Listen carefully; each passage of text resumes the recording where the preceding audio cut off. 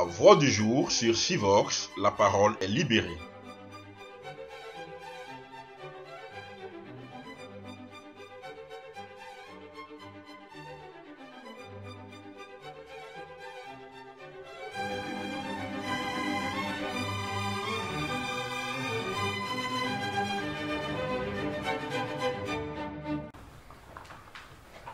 Chers amis, chers invités, camarades journalistes, c'est vrai, je les appelle camarades journalistes, mais bon, on peut appeler tout le monde camarade. Chers frères et sœurs, je vous remercie, merci de votre présence. Nous sommes dimanche, l'actualité est ce qu'elle est.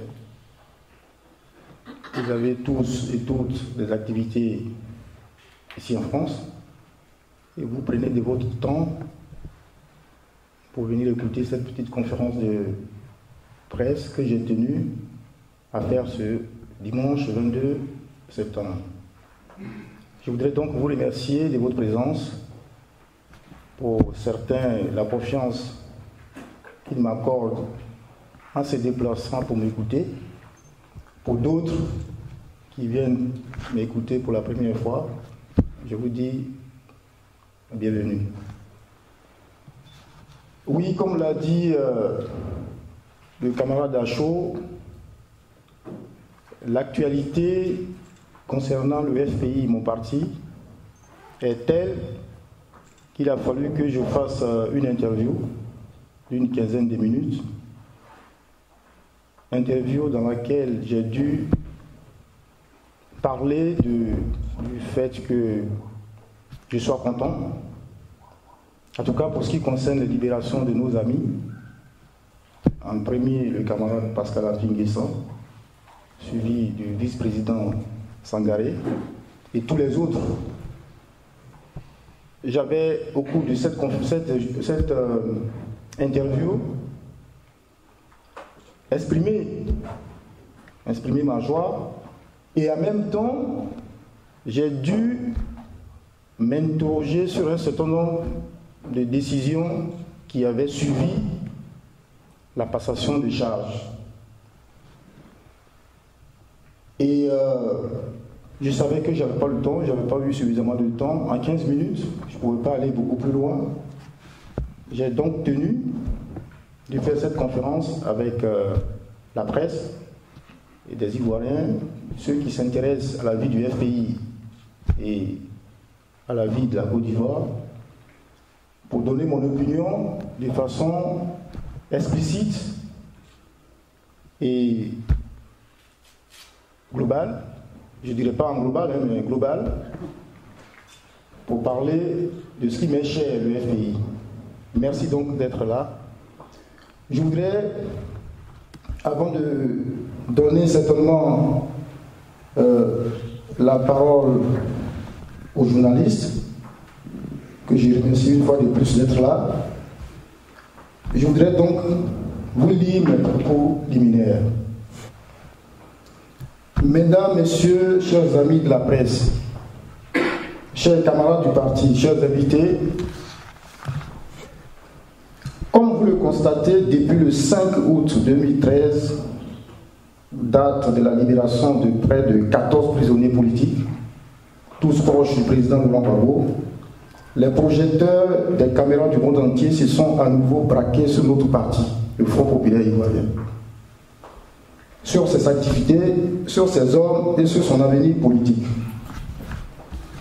C'est le lieu ici pour moi de saluer tous ces autres médias qui, dans l'ombre, ont décidé de se ranger du côté des démocrates en montrant aux yeux du monde, à travers des sites internet et autres réseaux sociaux, le combat et l'injustice subie par le FPI, avec à sa tête son principal leader, je vais parler du président Laurent Gbagbo. Nous ne cesserons jamais de le répéter. Laurent Gbagbo est et demeure notre président, sorti vainqueur des élections présidentielles ivoiriennes de novembre 2010. Chers amis de la presse, Vous vous êtes certainement interrogé pourquoi une conférence de presse alors que le parti vient de subir une grande restauration avec plusieurs nominations. Mais aussi alors que le président Pascal Affi-N'Guessan entame depuis le 10 septembre une grande tournée politique dans le pays. Vous avez raison de vous poser cette question. Nous avons le devoir de vous en rassurer. Chers camarades, si nous avons sollicité ce jour de dimanche 22 septembre 2013, 2 semaines après la cérémonie de passation des charges entre la direction intérimaire conduite par le professeur Sylvain Miaka-Ouleto et Pascal Affi-N'Guessan, c'est pour ensemble poser le bon diagnostic de la santé de notre parti, le FPI.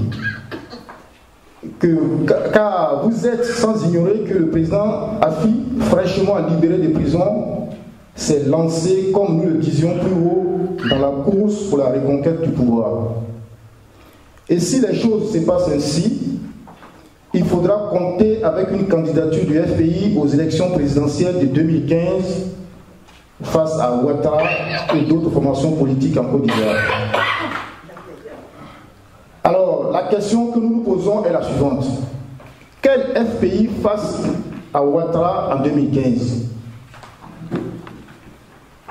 Poser une telle question n'est pas un acte de défiance ni une ignorance des tests du parti. Tout parti politique ayant pour première vocation la conquête et la gestion du pouvoir d'État. Le FPI qui a déjà expérimenté cela peut et devrait de nouveau postuler à ce poste. Surtout que le parti a été empêché d'exécuter l'ensemble de son programme de société qu'il a porté au pouvoir en octobre 2000, faute des crises à répétition et qui ont fini par emporter son régime le 11 avril 2011. Mais en face, nous voudrions poser des réserves quant à la sincérité de nos dirigeants qui, à notre avis, ne semblent pas prendre la mesure dans ces futures échéances électorales. Le FPI aurait donc eu tort de boycotter les législatives de décembre 2011 et les élections locales, principales et régionales de avril 2013. L'histoire serait-elle en train de se répéter? Car nous avons encore en mémoire le boycott actif de 1995 où, après avoir joué le jeu du candidat du RDR, Alassane Dramane Ouattara, exclu de la course au présidentiel par son allié idéologique de droite, Henri Konan Bédié, le FPI n'a pu satisfaire les nombreuses attentes de la population. Alors que les frères alliés d'hier au sein du RHDP, P2CI et RDR sont en ce moment au bord du divorce, le FPI qui n'a toujours pas obtenu gain de cause quant à ces conditions posées depuis en vue de sa participation à n'importe quel scrutin en Côte d'Ivoire, c'est-à-dire la libération de tous les prisonniers politiques, la libération du président Laurent Gbagbo et le retour des exilés, pourra faire fi de tout ceci pour s'aventurer dans une élection présidentielle à 1 an de celle-ci. Et s'il est vrai que les noms du président Gbagbo et de son épouse, ou encore du jeune ministre Charles Blé Goudé, rassemblent aujourd'hui et à eux seuls peuvent constituer un slogan de campagne, même absent, il serait injuste de sacrifier toutes les luttes portées par ces personnes qui font d'eux aujourd'hui des héros. Nos héros ne doivent pas mourir si tôt, car la lutte ne fait que commencer.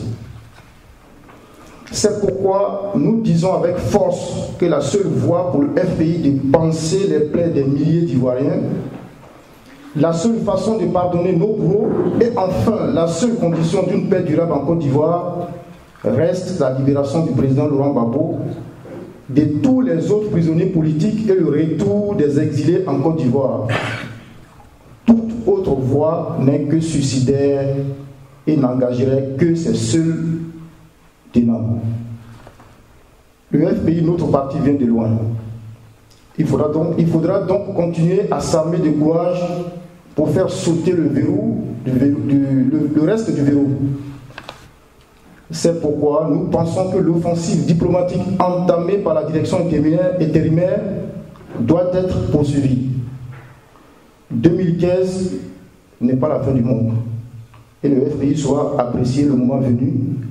Et ce moment ne sera pas sans le président Laurent Gbagbo.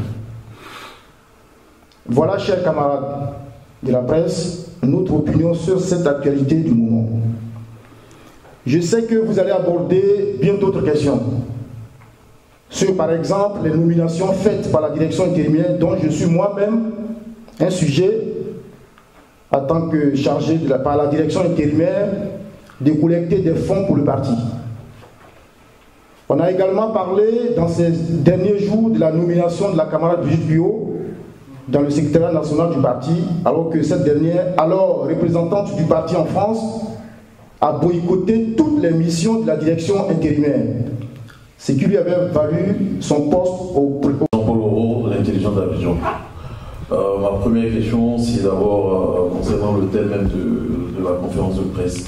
Le remous après les nouvelles nominations de la direction du FPI, où nous conviez la presse pour venir débattre de cette question.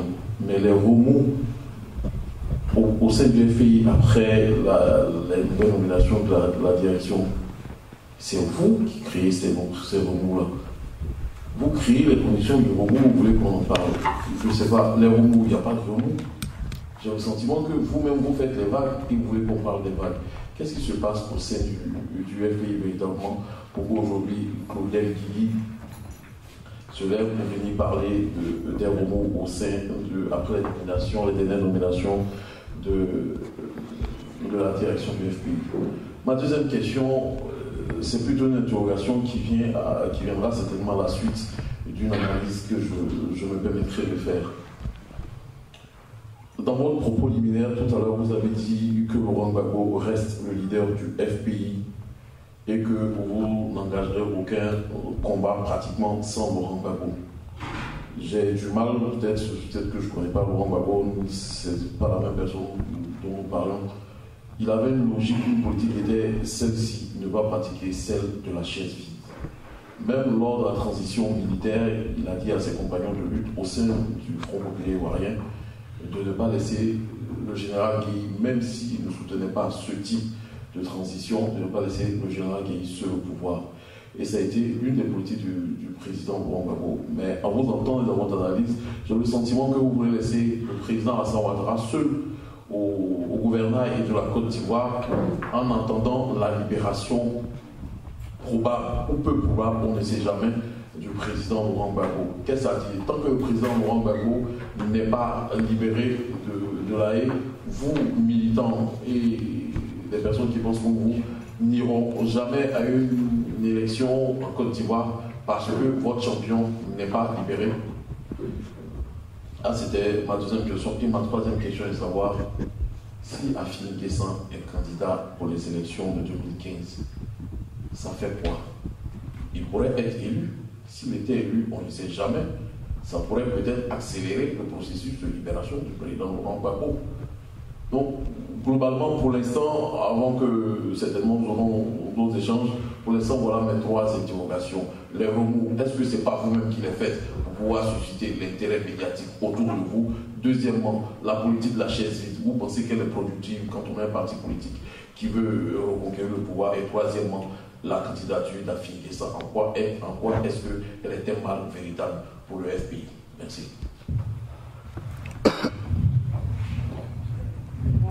Oui, je pense qu'on va... Ouais. Merci, Monsieur Jean-Paul. Je vais laisser le conférencier répondre à vos trois appréhensions.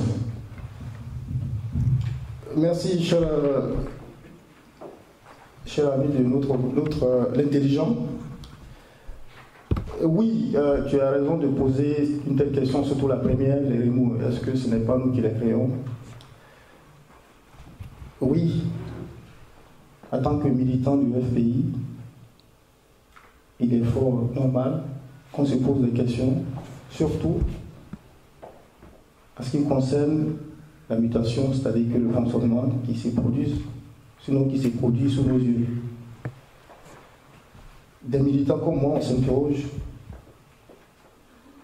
On s'interroge parce que le président statutaire du parti sort de prison et l'actualité s'accélère. Et tu as posé la question des remous, d'où ça vient par rapport aux nominations.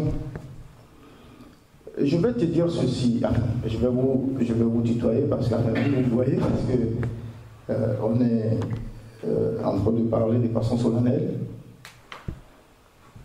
Le FPI, je l'ai dit dans mes propos liminaires, sort, en tout cas, revient de loin. Je le dis parce que je fais quand même partie d'un des acteurs de ce parti. Je sais que 2 ans, pendant l'absence du président statutaire du parti, le FPI a traversé d'énormes difficultés. D'énormes difficultés pour se redresser. Donc, quand nos camarades sortent de prison, pour moi, je pense, la première des choses, c'est de savoir comment va la maison. Et que, pour moi, la priorité n'était pas cette restructuration que je qualifie d'active. Une restructuration qui, à mon sens, ne devait pas intervenir maintenant. Pour moi, le président du parti aurait dû prendre le temps de savoir comment va son parti. Voilà. Ça, c'est pourquoi, quand apparemment certaines personnes militantes du FPI s'interrogent sur la précipitation de restructurer le secrétariat général. Donc les remous, vous avez raison de dire que c'est nous qui les créons, mais c'est parce que, en tant que militant, quand on n'est pas content, on s'exprime. Et c'est ce qui a été, à mon sens, fait. Et puis, les nominations, vous êtes quand même journaliste, vous savez, il y en a une particulièrement qui retient l'attention de tout le monde. Ce n'est pas Didier Claudel seul qui s'interroge.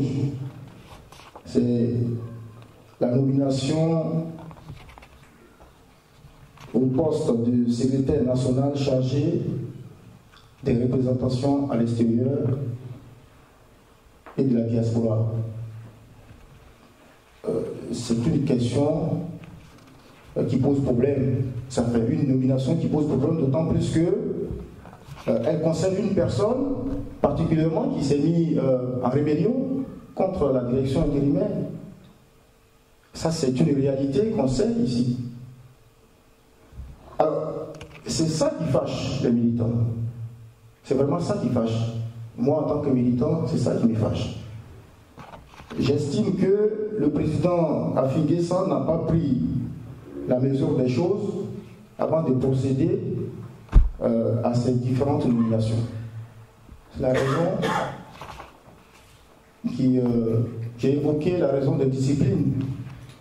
Voyez-vous, je tiens ici des propos tenus par celle qui aujourd'hui est responsable du secrétariat national chargé des représentations. Cette personne-là, c'est vous qui l'avez publié, vous les journalistes, un communiqué officiel.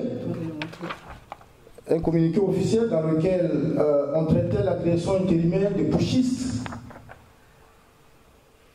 Ça ne vient pas de Didier Claudel. Alors, quand, au cours de la passation des charges, le président Affi félicite l'équipe intérimaire, cette équipe intérimaire qui a été traitée de putschistes au FPI, c'est la première fois que j'entends qu'un autre camarade est putschiste.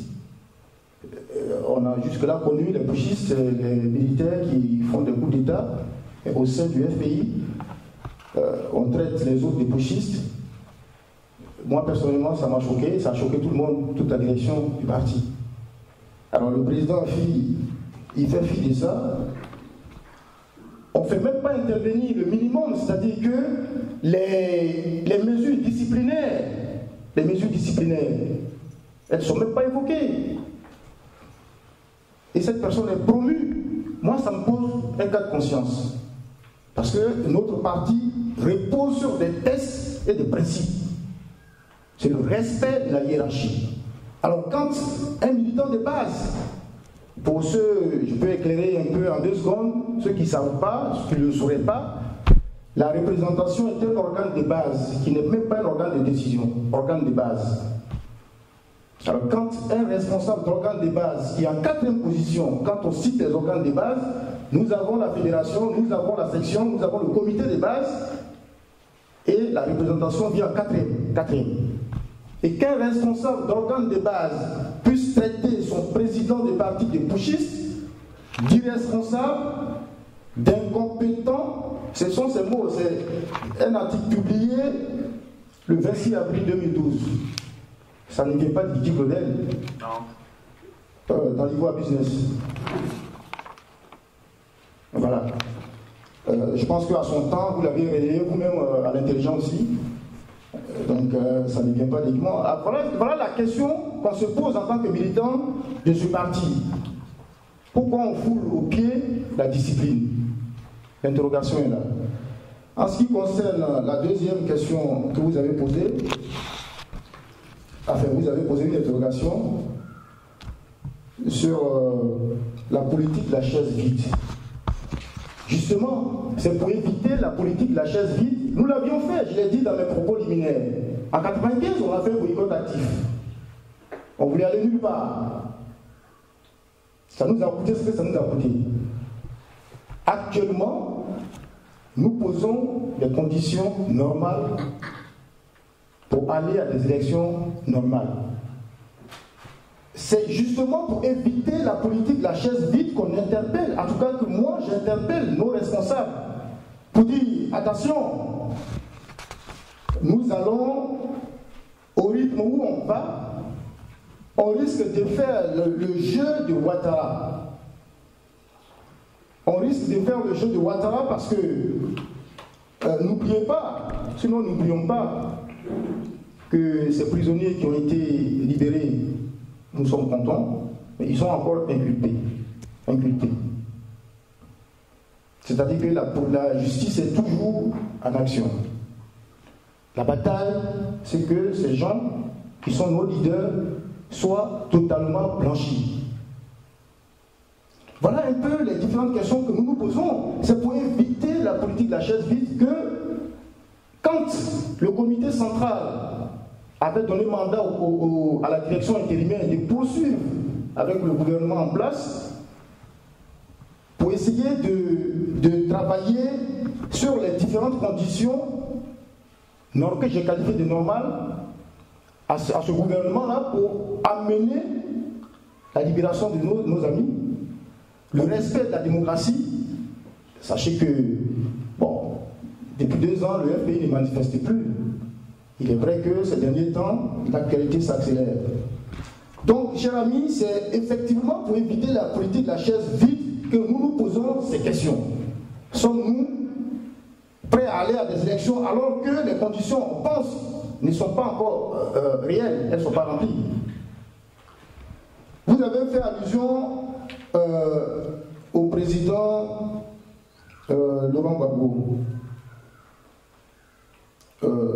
Dans la troisième question en même temps, si Afi est candidat, ça fait quoi? Sur la deuxième question, c'est qu'on dit si le président Gbagbo n'est pas là, on ne fait rien. C'est pas ce que je dis. Moi, je dis que le FPI doit se restructurer normalement, une vie de parti politique normale. Le président Gbagbo, c'est le président de Côte d'Ivoire. Je l'ai dit dans mes propos liminaires, c'est le monsieur qui est sorti vainqueur des urnes. Mais en même temps qu'on pose les conditions de la libération de Laurent Gbagbo, en même temps, je m'interroge sur le fonctionnement de mon parti. Alors, poser la question du fonctionnement normal du FPI ne veut pas dire que si Gbagbo n'est pas libéré, on ne va pas aux élections. Pourquoi parler d'élections maintenant? Pourquoi? Nous ne parlons pas d'élections. nous étions, si vous l'avez oublié, nous étions au pouvoir. Enfin, une partie, on gérait une partie du pouvoir avec le président Gbagbo. Mais il y a des pans entiers du pays dans lesquels on ne pouvait pas aller. Aujourd'hui, vous voyez bien, avec l'actualité, il y a certaines personnes qui peuvent aller dans d'autres régions librement, mais au nord, aucun partisan du président Gbagbo ne peut y aller. Donc pour nous, poser même la question de l'élection, elle est prématurée. Je dis, mon parti n'a pas fonctionné depuis 2001. Il faut revenir à un fonctionnement normal du parti avant de pouvoir réellement orienter nos actions vers une future élection. Voilà, cher ami, en tout cas pour ce qui nous concerne, voilà un peu mon opinion là-dessus. Donc nous ne disons pas que si Gbagbo n'est pas... Gbagbo est notre leader, c'est vrai, c'est un monsieur, c'est le président qui respecte tellement la Constitution que dès qu'il a été élu en 2000, il s'est coupé du FPI. Ça aussi, c'est une réalité. C'est le président de tous les Ivoiriens. Il n'a plus aucune affaire au FPI. Donc nous parlons là du FPI. Pour ce qui concerne la troisième question, AFI, ici les candidats, je pense que pour moi, la candidature d'AFI ne se pose pas. Maintenant, on peut plutôt poser la candidature d'AFI au sein du FPI.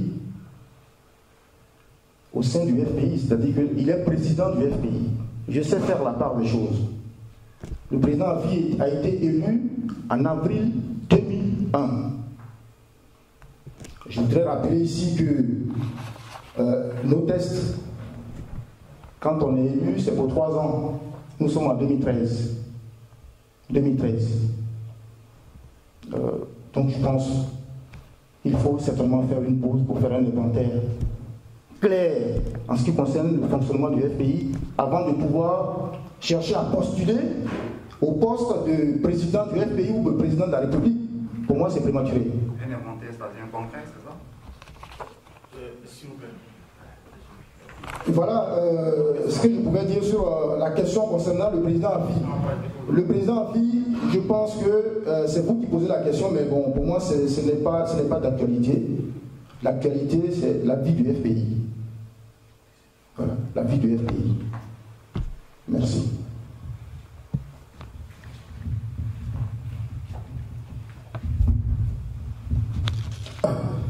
Bonsoir, monsieur le colonel. Tidiane Oula, Event News TV.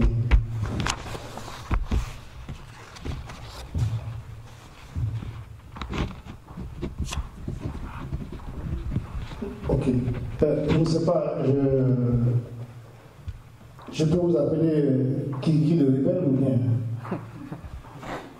Parce que, je ne sais pas, vous étiez le représentant chargé du patrimoine et des finances.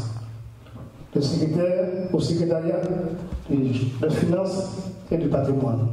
Aujourd'hui, ce secrétariat n'existe pas. Et vous exprimez là aujourd'hui devant la presse. Vous exprimez sur quelle entité? Ça, c'est ma première question.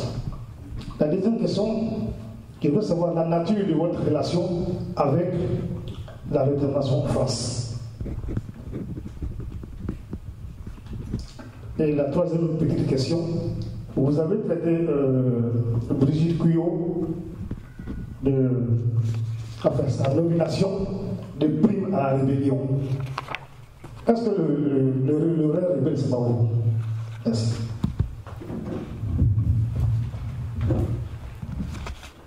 Merci, cher Tidiane de Event News. J'ai dit le rebelle, non, je ne suis pas un rebelle. Voilà, je ne suis pas un rebelle. Je suis militant du FPI. Comme je l'ai rappelé, j'ai été secrétaire général de section du FPI, secrétaire élu ici en Paris. Je suis membre, pour la précision, je suis membre du secrétariat national chargé des finances. Et j'ai la charge de la mobilisation des ressources en France, enfin en Europe. Donc ce secrétariat n'a pas disparu. Le secrétariat national chargé des finances existe toujours. Il n'a pas disparu, ce secrétariat. Alors je ne suis pas là en train de faire la tête, entre guillemets, sous prétexte que j'aurais été exclu de ce secrétariat. Ne vous en faites pas, le jour où je reçois un courrier et que je suis plus membre, je vais faire publier ce courrier. Parce que quand j'ai reçu la nomination, le mandat, je l'ai fait publier, j'ai fait exprès, parce que je ne sais pas faire les choses secrètement. Je suis militant du FPI depuis 1990. Voilà. Donc, et je ne suis donc pas quelqu'un qui s'exprime comme ça dans le vide. Ce mandat a été publié par tous les journaux. À son temps, je crois qu'il y avait eu encore des choses qui avaient été dites, mais je pense qu'avec ce mandat, j'ai dû faire une collecte des fonds, enfin des dons à mon parti, en matériel et en numéraire. Donc je ne suis pas un rebelle. Je m'inquiète de la vie de mon parti. Donc quand je m'inquiète, j'interpelle.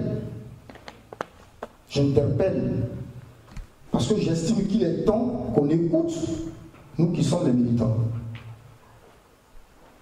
Ça, c'est une réalité. Nous, les militants, on doit pouvoir nous écouter.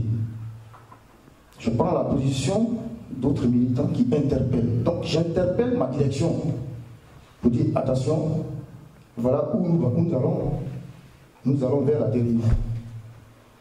Et rappeler simplement ces primes à la rébellion, je vous l'ai dit, ces propos ne viennent pas de Didier Claudel. Ces propos ont été tenus par un conseil de représentants qui s'est créé en 1 minute. C'est-à-dire que un conseil, c'est-à-dire des représentants qui se réunissent. Et je l'ai rappelé dans la question que j'ai donnée aux frères de l'intelligent, que le représentant sinon la représentation est un organe de base.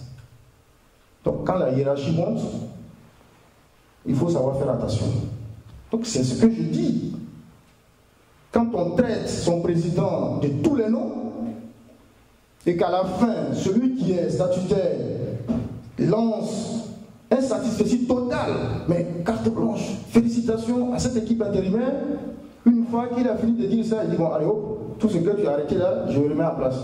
Voilà la question que je me pose. Voilà. Ça, c'est la question fondamentale que je me pose. Parce que, faut le savoir, c'est dû à l'indiscipline, au boycott des actions que le président Miaka a pris la décision à l'époque. Pour dire, bon, je te remplace, je mets quelqu'un d'autre. Le président Afi revient, il dit, bon, tu as bien travaillé, mais ce que tu as décidé, j'enlève ça. Ça pose un cas de conscience. C'est pour ça que je posais la question. Donc, je ne suis pas un rebelle. Je sais de dire des choses qui sont normales pour le fonctionnement normal d'un parti. Je le rappelle, avec nos dirigeants, nous avons la même vie, c'est-à-dire que le même âge de militantisme. Le FPI a été créé en 90.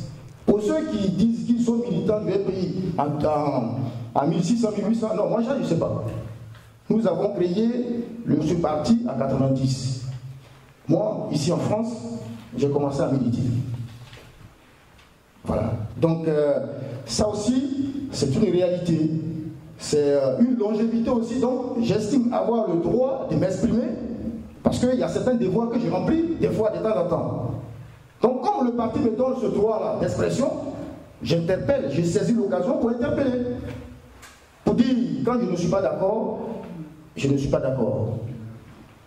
La nature de nos relations avec la représentance actuelle, vous savez, j'ai été membre de son bureau à un moment donné. Pour la petite histoire, l'actuelle représentante du Front populaire a formé sa première équipe chez moi à la maison. C'est pour vous dire qu'on s'entendait, en tout cas, tout toutes les relations se passent normalement comme un fonctionnement dans un parti politique. J'ai dû me retirer du bureau de la camarade Assalé suite à divergence sur divergence de fonctionnement que je ne pouvais pas cautionner. J'ai dû prendre mes responsabilités pour partir de ce bureau.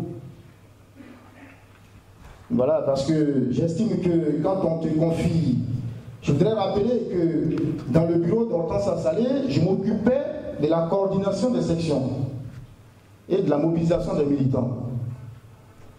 Et à ce titre-là, j'ai dû effectuer différents déplacements pour mobiliser les militants. J'ai dû partir à Meaux, à Trappes, à Grigny, à Paris 18, Paris 19e, dans le 8e. J'ai dû effectuer tous ces déplacements pour remplir ma mission. Mais bon, quand à un moment donné, on t'accuse de faire de l'ombre à celle qui a été nommée, je crois qu'on peut être d'accord sur la manière de fonctionner. J'ai dû me retirer. Sinon, c'est la représentante du FPI, je suis militant du FPI. Et membre du secrétaire national chargé des finances, je m'occupe de mon secteur. Merci.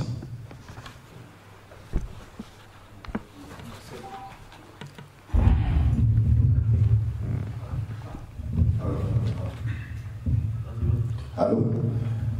Je crois que les questions que je voulais poser ont été épuisées. Je vais encore poser. Je voulais juste savoir à quel titre vous vous exprimez aujourd'hui. Et deuxièmement, qu'est-ce que vous attendez concrètement de la direction actuelle du FPI? Merci.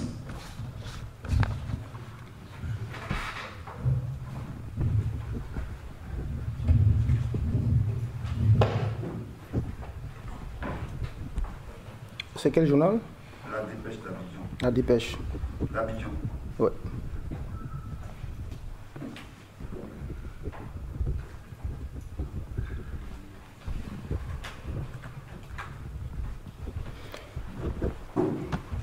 Oui, je crois avoir répondu déjà à la première question. À quel titre j'interviens? Je suis militant du FPI. Et ça, je l'ai dit, que notre parti offre la liberté d'expression. Donc, j'interviens à ce titre-là. Et à temps, ayant été responsable des sections, j'estime avoir du monde derrière qui écoute. Parce que je rappelle que j'ai été secrétaire de section à l'Île-de-France. Île-de-France, puis après Paris-Sud. Je salue d'ailleurs l'un des secrétaires de section de Paris-Nord à l'époque, le camarade Gourouduc, qui dirigeait à l'époque la section FPI Paris-Nord. Moi, je dirigeais Paris-Sud. Donc, j'estime avoir la légitimité pour intervenir, pour interpeller mon parti. Deuxièmement, qu'est-ce que j'attends? J'attends de mon parti, de la direction, qu'enfin, qu'elle écoute ce que dit le militant de base. Vous voyez, pour ceux qui ont souvent rendu visite au président Gbagbo, il disait, je crois que le président Niaka l'a dit ici une fois, le président Gbagbo, il faut aller vers les militants. Il faut écouter les militants. Nos responsables ont pris ce plaisir de ne plus écouter le militant. Vous voyez? Et c'est ce que j'entends. J'interpelle. Je souhaite qu'on entende le militant des bases. Il faut que les choses changent au niveau du parti. Je l'ai dit tantôt, le seul et dernier congrès qui s'est tenu au sein du FPI, c'était depuis 2001. Nous sommes en 2013. Or, normalement, tous les 3 ans, on doit pouvoir tenir un congrès. Et c'est au congrès que le militant exprime sa vision des choses. Que le militant dit qu'il n'est pas d'accord avec la motion, en tout cas avec ce qui s'est passé. C'est au congrès. Il n'y a pas une autre instance. Mais moi je demande ça. Je dis que depuis 2001, que le président Afi a été élu, nous sommes en 2013. Pourquoi de 2001 alors qu'on devait faire un congrès en 2005, pourquoi nous sommes en 2013 et on n'a toujours pas de congrès en vue? Vous êtes donc pour la tenue d'un congrès? Absolument. Absolument. Est-ce que vous pensez que les conditions sont réunies pour aller à un congrès? Écoutez, monsieur, ou bien qu'on me réponde, qu'on dise les conditions ne sont pas réunies, donc on ne va pas à un congrès. Donc on reste en l'état. Mais quelles conditions? C'est la même chose qu'on nous a servi. On devait, je vous rappelle que le congrès, après 2001, quand le mandat du président a pris fin, son mandat a pris fin en 2004. Il faut aussi qu'on le rappelle. C'est-à-dire que tu as 3 ans, tu as le droit de te représenter. Mais après les 3 ans, on fait un autre congrès et tu peux te présenter. On devait faire, le FPI devait faire son congrès en 2005. On nous a servi la sauce de la difficulté du pays. C'est-à-dire qu'il fallait finir les élections avant d'aller au congrès. Comme si les élections étaient liées au fonctionnement de notre parti. C'est ce qu'on nous a servi. Nous sommes en 2013. En 2010, on nous a dit qu'on devait faire comme il fallait finir les élections présidentielles d'abord. Vous voyez où ça nous a amené? Donc on nous répond pour, je ne sais pas, qu'on nous fixe. Mais en tout cas, moi, j'estime qu'il faut faire un congrès pour faire l'état des lieux. L'état des lieux. Je vous dis, j'ai été témoin, je suis allé en visite, j'ai dû aller au siège du FPI, enfin la maison qui sert de siège. Je suis allé et j'ai vu le fonctionnement de ce siège, une grande partie. Et ce fonctionnement-là, et moi, il ne me sied pas, je ne parle pas des instances, je parle du plan de vue matériel, sur quelle ligne nous sommes actuellement. Mais c'est à la direction, c'est le congrès de nous dire, nous militants, quelle est la nouvelle ligne. Nous avions en 2001 amendé un programme, nous avions un programme. Ce programme n'est plus d'actualité. Il n'est plus d'actualité. Rappelez-vous qu'on nous a dit tout était tranquille, c'est-à-dire qu'on gagnait les élections haut la main, parce que Gbagbo a lui seul fait campagne. On nous a endormis.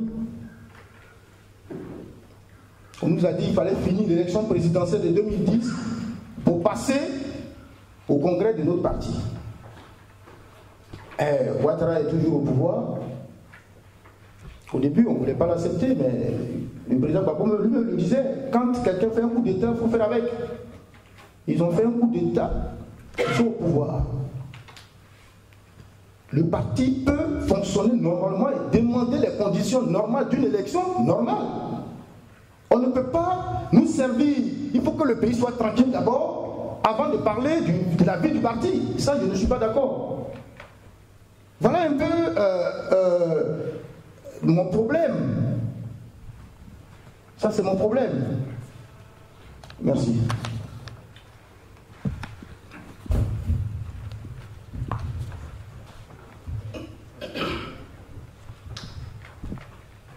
J'étais à Tokui, Figos-Bonnet.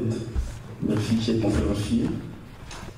En rappelant la nécessité de la tenue d'un congrès, je réalise en même temps que vous contestez la légitimité du président Afin-Guessan. Pensez-vous que votre position à l'adhésion de certains militants du parti ainsi que de certains dirigeants du parti actuel? Et que comptez-vous faire pour que ce congrès ait lieu? Entreprenez-vous de mener des actions auprès des militants pour forcer la tenue de congrès afin de renouveler les instances dirigeantes de votre parti? Seconde question, tous savons que les caisses du parti étaient vides après le 11 avril 2011. Vous-même avez eu à organiser ici à Paris une journée de levée de fonds. Et depuis la sortie de prison du président Afin-Guessan, on constate qu'il entreprend des tournées qui en même temps révèle que l'homme dispose de grands moyens. Alors, je voudrais savoir, ces moyens existaient-ils avant sa sortie de prison? Si oui, pourquoi Miaka n'en a-t-il pas fait usage? Sinon, d'où sont tous ces grands moyens? Quand on sait, entre autres, que les comptes des dirigeants avaient été gelés et que les caisses du parti sont vides. Troisième question. Dans cette tournée, Afi récemment a eu à dire ceci: vous avez souhaité que nous soyons présidents, nous le serons, qu'on le veuille ou pas. Et il a poursuivi pour dire que toute cette mobilisation qui s'est faite lors de cette tournée, c'est pour montrer qu'il y a du monde derrière moi, derrière lui. Alors, on sent à travers ces propos que Afi N'Guessan exprime une ambition personnelle de conquête du pouvoir, pendant que Laurent Gbagbo est encore en prison. Ne pensez-vous pas que Afi est en train de se fourvoyer? Est-ce que sa position, s'il y va jusqu'au bout, ne risque pas de fragiliser le parti en créant son sein une scission? Et quatrième question pour finir. Dans la perspective de la présidentielle 2015, au cas où le FPI arrive à présenter candidat, pensez-vous que le FPI aujourd'hui est un parti suffisamment fort pour gagner sur les élections? Quand on voit qu'aujourd'hui le FPI semble ne plus compter sur le groupe formé par Gbagbo qui se dénommait LMP, en mettant à l'écart les autres partis qui étaient membres de ce groupement politique. Alors pensez-vous que le FPI en 2015 peut se faire l'affaire pour conquérir le pouvoir? Merci. L'ami de Civox a posé 4 questions. La légitimité du président Afi. Écoutez, le président Afi, je rappelle simplement les tests, que nos tests au Congrès disent qu'on a un mandat de 3 ans. 3 ans. Il a été élu en 2001, nous sommes en 2013. Je peux comprendre que le comité central, n'ayant pas eu le congrès en 2005, que le comité central lui ait accordé de façon exceptionnelle le prolongement en attendant un autre congrès. En même temps, ça me ramène à dire qu'il y avait un certain nombre de questionnements aussi sur la légitimité aussi de ceux qui, à un moment donné, ont eu à assumer l'intérim. Cela avait été traité d'illégitime. Or, ce sont les mêmes dirigeants qui sortaient du congrès de 2001. Ça, c'est la réalité. C'est-à-dire que quand vous êtes en place, vous vous considérez légitime, alors que vous êtes régi par les mêmes tests, et que quand c'est les autres, vous pensez qu'ils sont illégitimes, entre guillemets. C'est d'ailleurs pour ça que je parle du fonctionnement de mon parti, du fonctionnement du FPI. Parce que hier, c'est parce que nous avons respecté les tests que le président Miaka a assuré l'intérim à un moment donné. Mais il était traité d'illégitime. Alors moi je rappelle simplement que bon, les autres qui sont là aussi ont été élus depuis 2001 et en 2004 on a fini. Il faut d'autres personnes, ou bien les mêmes personnes soient réélues. Parce que je rappelle que quand on est secrétaire de section, on est élu pour 2 ans. Quand ça finit, tu dois te représenter. Donc c'est dans toutes les instances. Alors, je ne dirais pas qu'il est illégitime, d'autant plus que c'est le comité central qui lui a permis d'être là. Le comité central, mais de façon exceptionnelle. Nous sommes toujours dans une situation exceptionnelle. Il faut qu'on le sache. Je ne dis pas autre chose, je ne m'en prends à personne. Nous sommes, en tout cas en ce qui concerne le pays, dans une situation exceptionnelle. Voilà.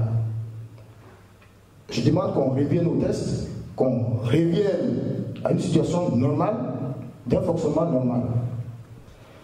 Vous avez soulevé la question des caisses vides du parti. Oui, bon, écoutez, si à un moment donné, on m'a chargé de chercher des moyens, c'est parce que naturellement, les caisses étaient vides.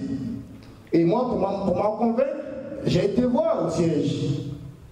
J'ai dû voir comment, sinon combien ce parti manquait du minimum. Minimum, le matériel. Alors, je me suis posé la question, les caisses du FPI avaient-ils été gelées? Parce que je sais que, pour ce qui concerne nos responsables, mes dirigeants, beaucoup ont eu leur compte bancaire gelé. Mais en ce qui concerne le FPI, je posais la question, mais pourquoi n'avons-nous pas un rond dans les caisses du parti? Je voudrais simplement rappeler la loi de 2004, la loi relative au fonctionnement, enfin au financement des partis politiques, 2004. Cette loi permet, en tout cas elle a permis au FPI de bénéficier de 2006 à 2010 des financements annuels plutôt de 800 millions de francs CFA. Alors quand on fait les calculs pour les matheux qui sont là, ça fait 3 milliards 200 millions. Logiquement, qu'on doit avoir la caisse de 2006 à 2010. Mais le militant lambda ne sait pas pourquoi n'y a-t-il pas d'argent. On peut me répondre pour dire, mais Ouattara, tu es fou, Ouattara a tout gelé. Vous voyez? Et comme je sais que, appartenant au secrétariat national chargé des finances, je vois que l'enveloppe est vide, parce que moi-même je vendais aussi des cartes ici. Hein. Ma petite voiture qui est dehors, c'est elle qui servait de transport à nos dirigeants. Je sais que certains, pour qu'ils viennent ici, on a dû se cotiser pour qu'ils viennent. Pour un parti qui a eu un financement de 800 millions annuels. Alors, on se pose la question, moi-même je me pose la question. Vous voyez, tout ça, ça doit pouvoir trouver réponse. Il faut qu'on nous réponde, nous les militants, que voilà à quoi a servi le financement du FPI, enfin, le financement du parti. Voilà. Parce que moi je sais, j'ai fait partie de ceux qui... Je suis allé en campagne en 2010. J'étais en campagne à Abidjan. D'ailleurs, je rappelle, je fais partie de ceux, des jeunes qui avons cotisé 10 millions de francs CFA pour remettre au président Gbagbo. On a cotisé 10 millions de francs CFA. On était un groupe de jeunes qu'on appelle le RICHCAV, Réseau des Jeunes 4 pour la victoire de Gbagbo. Nous avions cotisé 10 millions qu'on a remis en main propre à la quota au président Gbagbo. Contrairement à ceux qui se battaient pour prendre l'argent pour faire campagne, on nous a servi quelques campagnes d'ailleurs ici, si vous voulez on en parlera un mot. Moi j'ai assisté à des spectacles et non des campagnes. Voyez, donc à quoi a servi cet argent? Ça c'est une question aussi, en tant que militant, que je pose. Voilà, et j'estime que elle mérite une réponse. Effectivement, vous avez raison de souligner les caisses sont vides. Maintenant, vous soulignez le fait que le président Afi, il a des moyens, je ne sais pas. Moi, je suis l'actualité comme vous. Je sais que mon président, il fait des tournées. Bon, c'est tant mieux pour le FPI. Quand je dirais ça, c'est tant mieux. Maintenant, pourquoi hier, nous n'avions pas de moyens? Est-ce que, bon, entre-temps, question. Voilà, je ne pense pas trouver, je ne peux pas vous répondre là-dessus, mais je pense que je le constate aussi, comme vous, qu'actuellement, ça roule. Ça roule bien. Donc, qu'on nous dise aussi. C'est pour ça que je pose cette question. Alors, la troisième question, c'est quoi déjà? Afi exprime.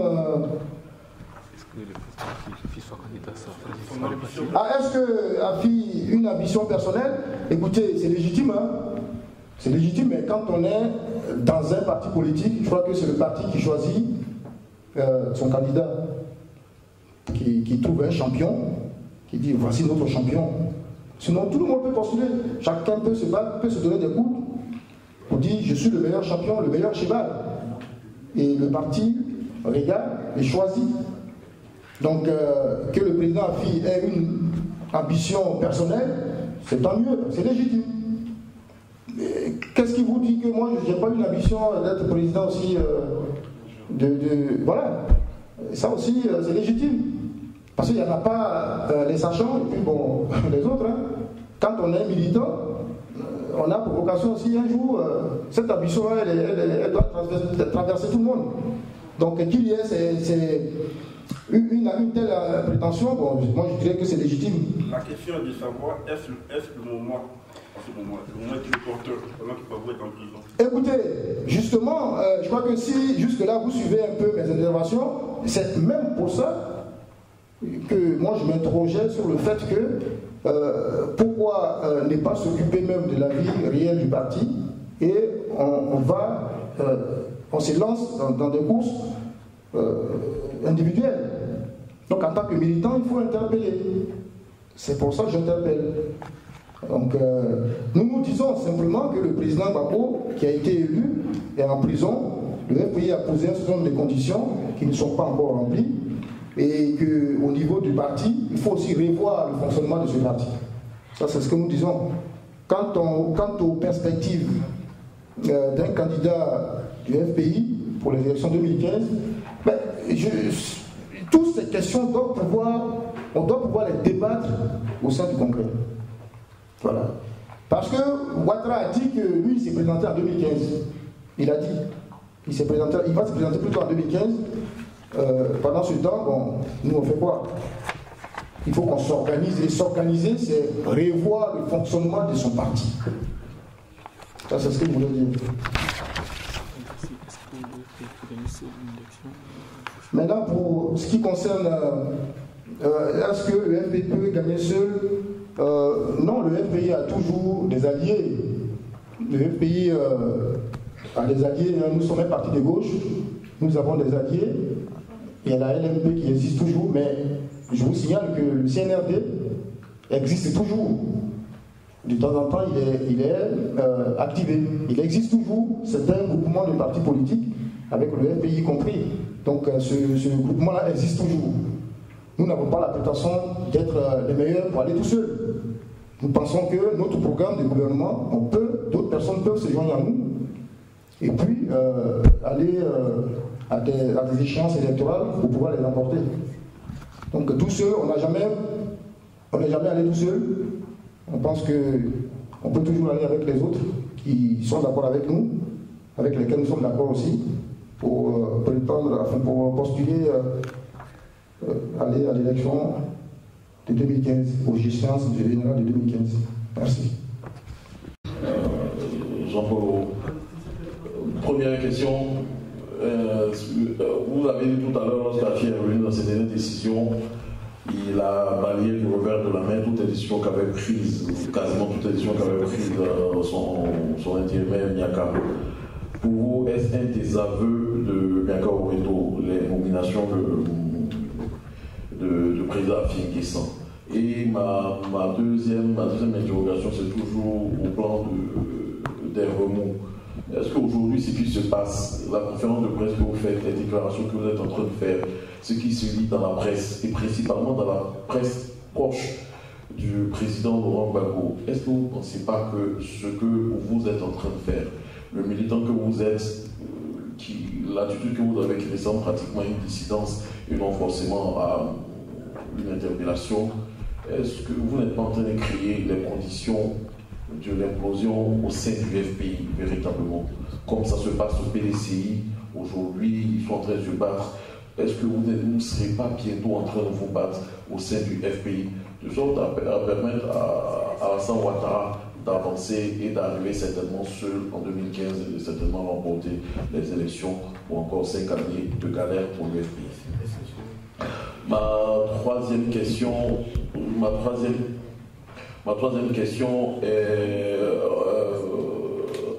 suit celle de mon confrère Zegan Kogi concernant cherchant à savoir est-ce que le FPI pouvait aller seul aux élections.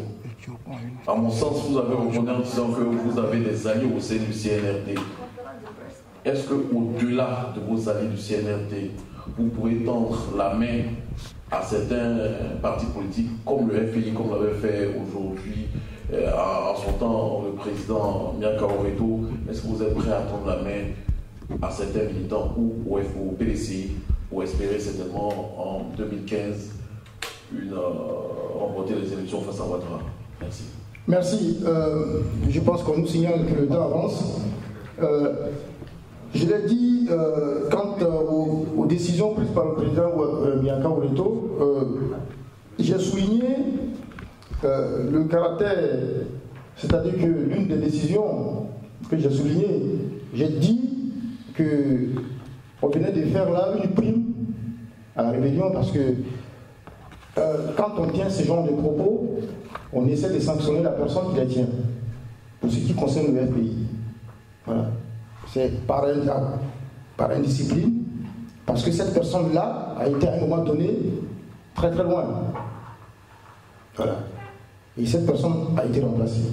Et quand le président du parti ne prend pas la mesure des choses et dit tu as pris telle décision parce que la personne a été indisciplinée, mais moi je la remets, même plus, je la mets au-dessus maintenant de tout. C'est justement ça que je pose comme question. Voilà. Poser ces questions n'est pas être en train de créer une quelconque dissidence. Je reviens sur quand vous parlez de l'attitude du dissidence. Non, je l'ai dit, je ne suis pas dissident. Je dis, je suis militant du FPI. Je reste militant du FPI. Mais notre parti nous permet, en tant que militants, la liberté d'expression démocratique. Et quand une telle décision, je suis en France, et je sais qu'elle ne sied pas à tout le monde. Parce que, quel a été le bilan de ces personnes-là? Leur bilan. Quel a été leur bilan? Je rappelle que ces gens sont en place, ces représentants sont en place depuis, il y a certains qui, quand on leur pose des questions, ils ont même oublié depuis quand ils sont représentants du FPI. Il y en a qui ont oublié depuis quand ils sont là. Ils sont représentants du FPI et le parti FPI a été exclu de l'IS. Exclu. Alors qu'on occupait la vice-présidence. Quel lobbying a été fait? C'est-à-dire que, pour celui qui ne sait pas, le représentant, c'est celui qui fait du lobbying auprès des partis politiques frères. Le FPI est un parti de gauche, le PS, tous les PS, les partis socialistes. Notre parti a été exclu de l'IS depuis un bon moment. Mais ces représentants qui ont créé le conseil des représentants, ils sont en place depuis des années.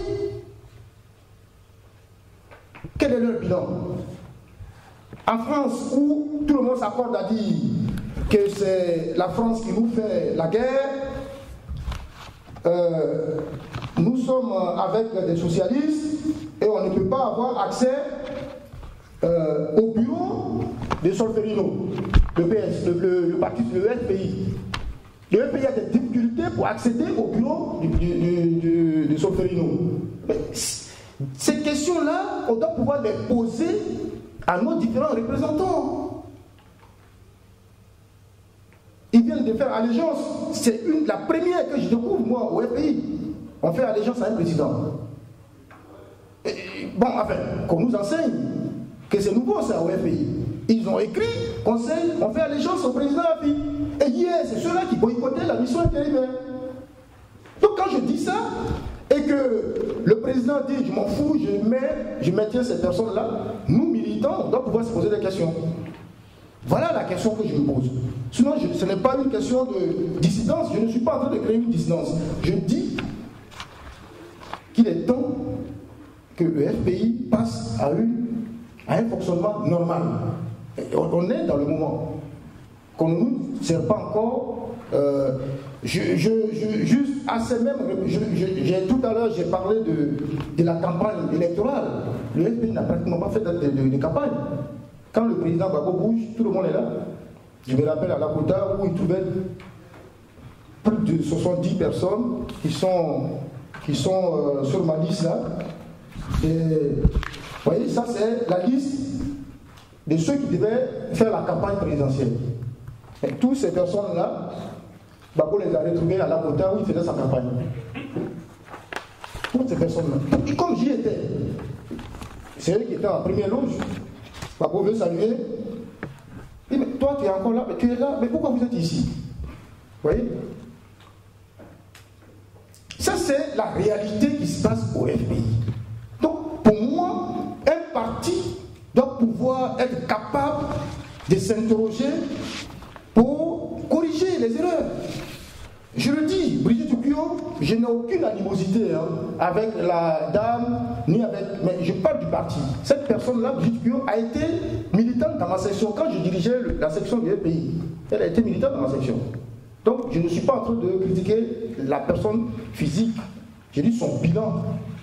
Elle vient de savonner, mais c'est vraiment savonner le président Miaka avec toute son équipe. Et le lendemain, elle est remise en place. Je ne suis pas d'accord avec ça, c'est seulement ce que j'explique. Vous voyez? Donc, ce n'est pas une dissidence. Le FPI est un parti qui permet ça. Il faut discuter. On est là pour discuter. Et puis, on va s'entendre. Maintenant, au-delà du CNRD, oui, effectivement, le parti de l'FPI appelle. Je rappelle que c'est avec le PDCI, non, le RDR qu'on avait fait le boycott actif. Aujourd'hui, si on se rejoint sur un certain nombre de choses, en ce qui concerne la vie de la Côte d'Ivoire, on peut s'asseoir et discuter. En son temps, le président Miaka avait fait appel, il avait demandé au PDCI, réagissez, le pays est en train de brûler. Vous voyez? Donc ça, c'est des choses qu'on est amené à discuter, pour revoir. On n'a pas de position figée. Mais d'abord là, nous devons parler de notre position d'abord. Vous comprenez? Notre position doit être discutée. Elle est clarifiée et on fait appel, d'autant plus que toute la diaspora qui est ici présente, quand elle manifeste, elle dit quoi? Nous sommes là pour Bako, mais le FPI, on s'en fout. Moi, je suis représentant du FPI, je suis en train de marcher, et puis on me dit, moi je suis là pour Bako, mais le FPI, je m'en fous. Tu réagis comment? Pose-toi des questions. Pourquoi les gens, à un moment donné, disent, on s'en fout du FPI, on est là pour Bako? Pourtant, c'est Bako qui a créé le FPI. Ça voudrait dire qu'il y a un certain nombre de choses, de fonctionnements qui se sont produits, sur lesquels les gens ne sont pas d'accord. Donc c'est tout ça que je demande à corriger. Et c'est l'instance où on peut les corriger, c'est où on peut se faire entendre, c'est le congrès. Donc moi je demande le congrès. Et voilà la troisième question, je pense que...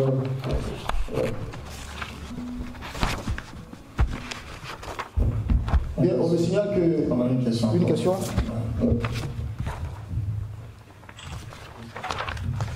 Oui, monsieur Collet, vous parlez de fonctionnement normal. Est-ce que l'environnement du FPI lui-même est normal? Ça, c'est ma première question. Est-ce que, c'est vrai, depuis qu'on vous écoute, à la limite, vous critiquez, mais vous proposez quoi concrètement?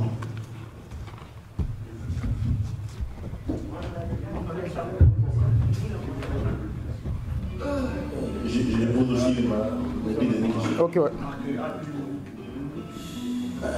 Après vous avoir entendu jusque-là, n'êtes-vous pas en train de vous illustrer comme le porte-parole d'un front anti-AFI, une descente qui est en train de se créer au sein du FPI? Et puis j'ai aussi demandé, y a-t-il une main visible derrière Guy Claudel? Qu'est-ce qui le pousse à parler, à agir ainsi, vu qu'il y a des échos qui nous parviennent selon lesquels il se murmure des mécontentements envers AFI au sein du parti, au sein de la haute direction du parti? Est-ce que, à travers ces mécontentements qui se murmurent, on ne peut pas avoir une main invisible derrière Guy Claudel? Merci. Bien, merci. Est-ce que l'environnement du FPI est normal? Écoutez, si l'environnement, ça va de soi, hein, les deux vont ensemble. Les deux vont ensemble. Mais je pense que le fonctionnement peut créer aussi un environnement sain, même si souvent on cherche un environnement sain ou un environnement normal, on va aller à un fonctionnement normal. Mais je pense qu'on peut les inverser. Ça, c'est possible. Mes propositions, mais écoutez, je l'ai dit et je ne cesse de le répéter. Je dis, il nous faut un congrès pour réexaminer le programme de gouvernement du FPI. celui de 2001 est caduc. Ce sont mes propositions, je demande un congrès.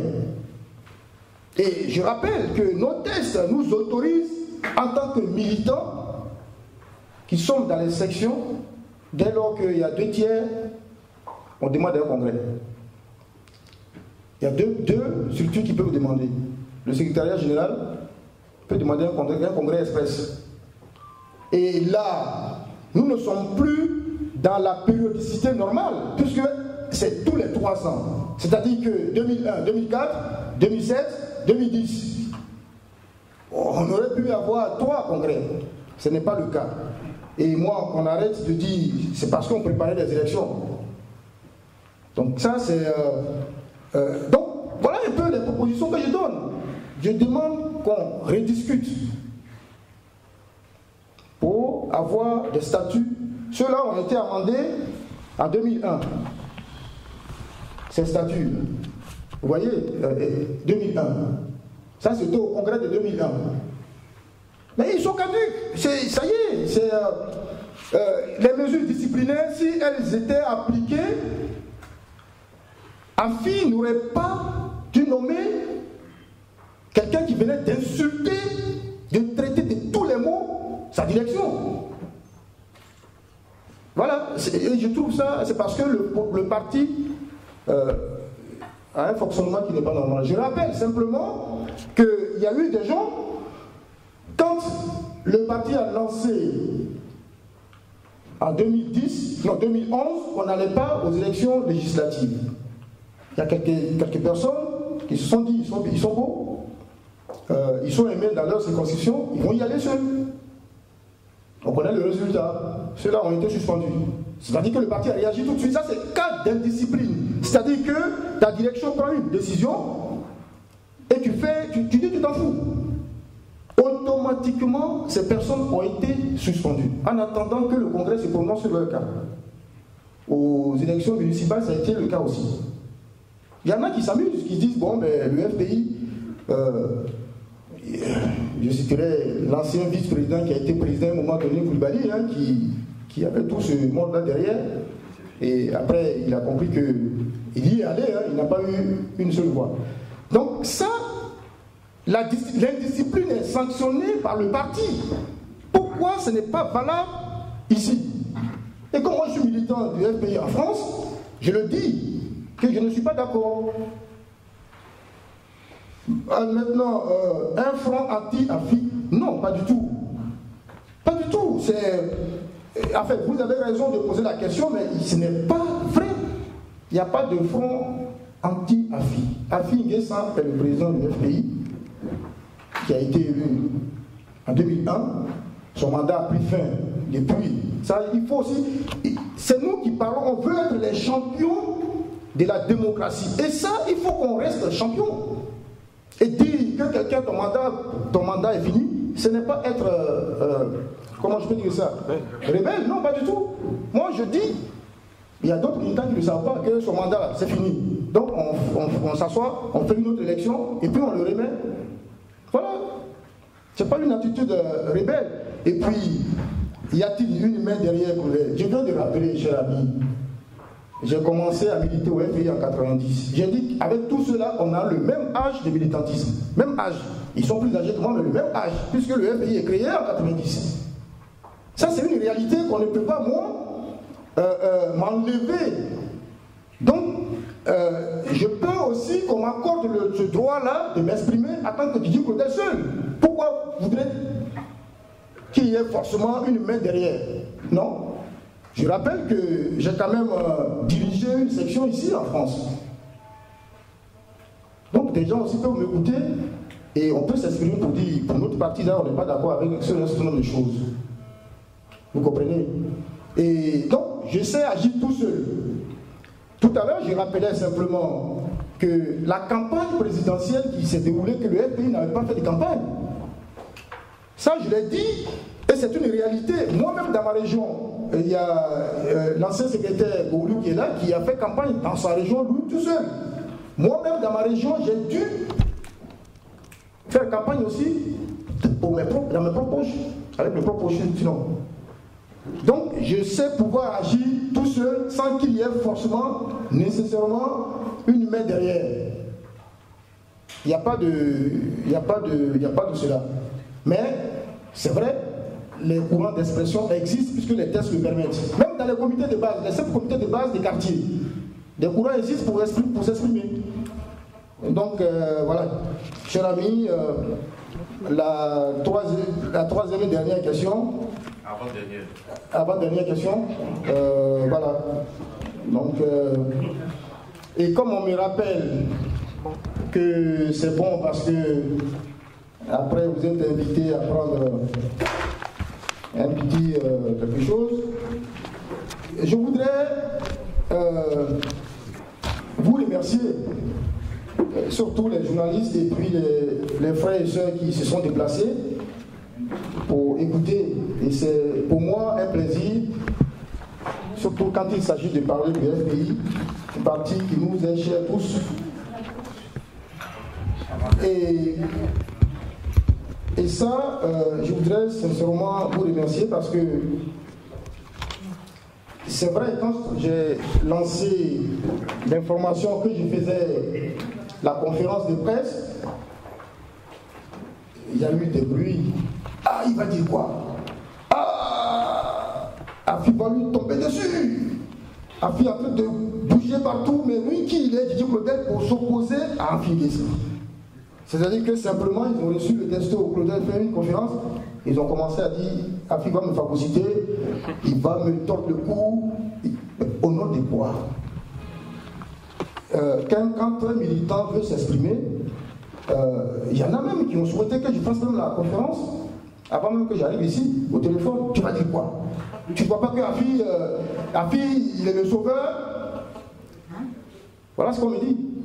Pendant qu'il est là, tu veux faire quelque chose, ben il va te taper dessus. Non, chers amis, je ne comprends pas, je ne conçois pas la politique comme ça. C'est-à-dire qu'on nous a formés, et c'est une bonne école, le FPI. Voilà, on nous forme pour un programme.